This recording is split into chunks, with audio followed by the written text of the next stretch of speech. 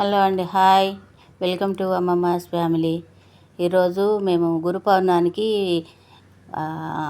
ఎక్కడ అంటే ఇది మంచిర్యాల జిల్లాలో లక్షపేట దగ్గర అంకత్పల్లి అనే ఊరు ఉంటుందండి.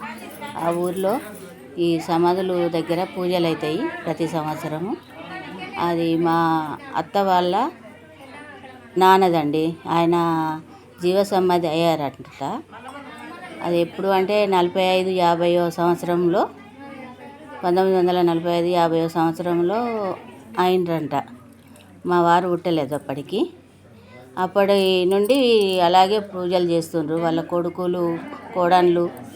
ఆయనకు ఆ రోజు ఇట్లా సమాధి అవుతా అని తెలుసంట. ఇల్లు కట్టించుకొని అందులో గుంట తీసుకొని కొడుకులను కోడన్లను కూతుర్లను అల్లుళ్ళను అందరిని పిలిపించుకొని ఎవ్వరు ఏడవద్దు, నేను ఇట్లా జీవ సమాధి అవుతున్నా అని చెప్పి అందులో కూర్చున్నాడట అండి. కూర్చున్నాక ఆయనను కప్పేశారట. అప్పటి నుండి ఇప్పటి వరకు ఇగో ఇలా పూజలు చేస్తుండ్రు. వాళ్ళ కొడుకులు ఉన్న రోజులు వాళ్ళ కొడుకులు చేశారు. ఇప్పుడు మనవలు మనమరాన్లు బిడ్డ పిల్లలు కొడుకుల పిల్లలు ఇగో ఇలా స్వీట్ అన్నం బెల్లం వేసి స్వీట్ అన్నం చేసి శివలింగం లాగా చేస్తారండి.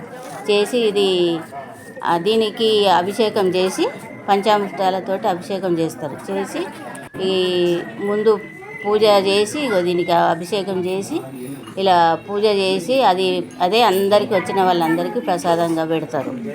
ప్రతి గురు పౌర్ణమి రోజు ఇలాగే పూజలు చేస్తారు.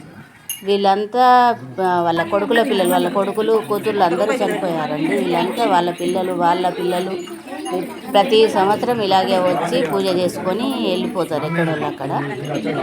మేము ప్రతి సంవత్సరం వెళ్తామండి అక్కడికి.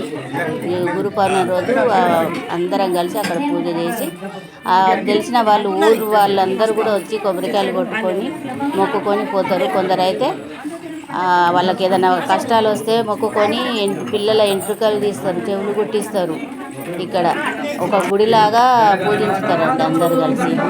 ఊరు వాళ్ళందరూ కూడా పూజలు చేస్తారు. ఇక్కడ వచ్చి కొబ్బరికాయలు కొట్టుకొని వెళ్ళిపోతారు.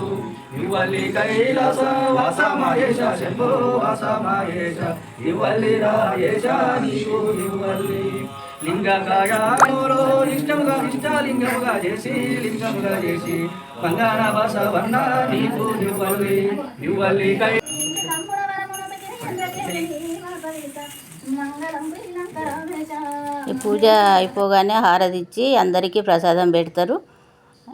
ఇలా ప్రతి సంవత్సరం వెళ్తామండి. ఓకే అండి, బాయ్.